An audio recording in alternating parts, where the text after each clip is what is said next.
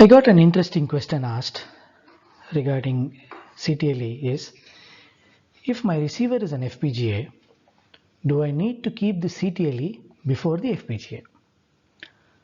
It was a very interesting question, and now I will use this time to help answer. The serial data that we receive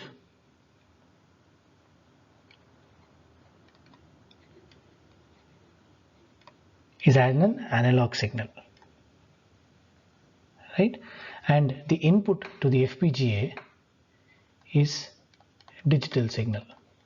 That means the voltage levels that the input of the FPGA sees is only 2 levels. It has to be a digital logic 0 or a digital logic 1. Whereas an analog signal has a lot of voltage levels. To convert these voltage levels, you can use something called an amplifier,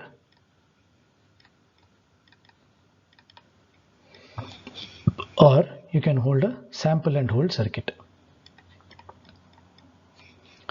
What this will do is, it will convert, this is a high gain amplifier which will send the signal rail to rail. That is, it will send the signal for full logic, rail to rail swing, where you have only 2 voltage levels, and that voltage levels inside the FPGA will become 1 and 0. So your analog voltage will get converted. So you could use this thing. Now this amplifier cannot be a CTLE, because CTLE output again is an analog signal.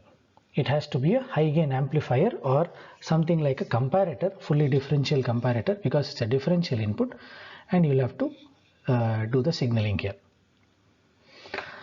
Now there is one thing, that within an FPGA, whatever signal that you get, you can have something called as built-in CTLEs if it is present in the FPGA.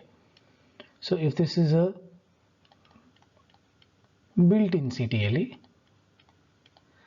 then the adaptation logic of the CTLE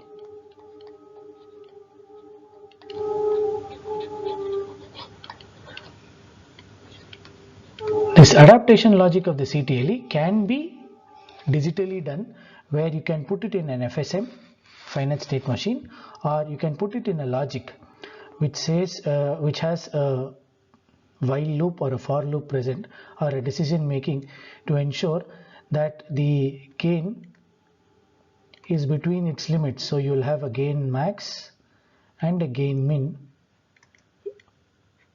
and you will try and get a gain within this, and this gain is going to be digitally controlled.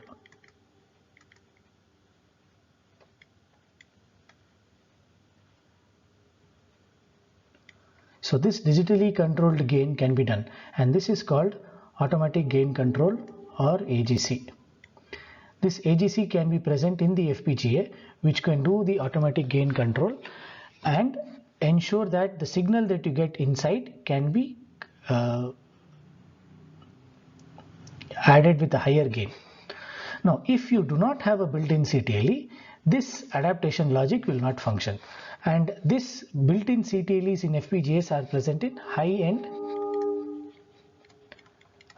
FPGAs which are manufactured by some of the top semiconductor companies in the world, and you can get them.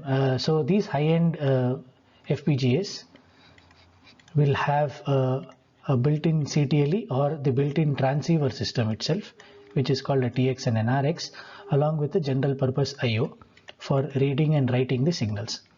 So you'll have these things built in. Along with them, to drive these, you will have PLLs, both low frequency and high frequency PLL, for proper operation of this signal.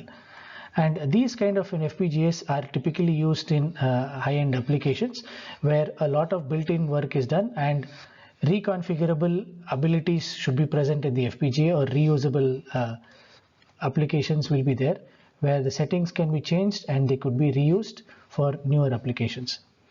So hope this answers your question. Thank you.